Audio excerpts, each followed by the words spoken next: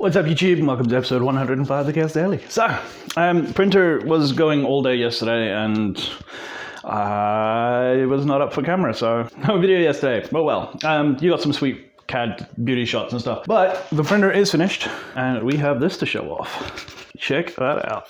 The upper cowling for the EDF is done for the new Monogul, and with the inlet guide of the EDF is cut off, and yeah, it's perfect. Like, it's perfect fit.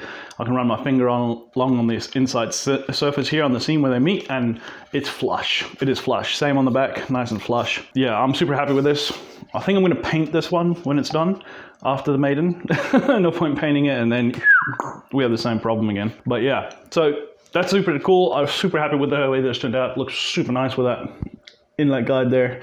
Looks really scaled like a real jet engine or something. Yeah. So I'm probably going to get the next part in the printer printing. I don't know if I have enough resin in there. The resin is on order, it's on its way, but maybe there's enough resin in there to do the job, but we'll see. This one I'm going to be printing with the gray and blue. I'm not going to use white this time. I feel like the gray actually prints a little better. It feels a bit tougher. I don't know if that's just me. Until I can get my tensile machine up and running, there's no way for me to get, numerical values on whether or not the gray is better than the white. But I personally feel that the gray, whenever I print with it, it feels tougher. Like, it prints better. I have less inconsistencies and problems with printing the gray, especially when you got mixed and blue in there. The other thing is, the temperature here has been getting colder. We're getting into winter here.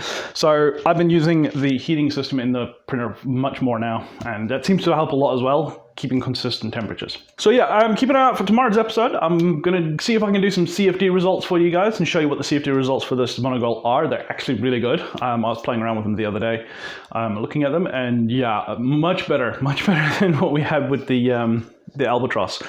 This thing's going to have quite a wide flight envelope, but we'll see how it goes. So yeah, make sure you hit the like button, make sure you subscribe if you're not. As always, I've been Chaos, and until next time, expect the unexpected. I will see you guys later.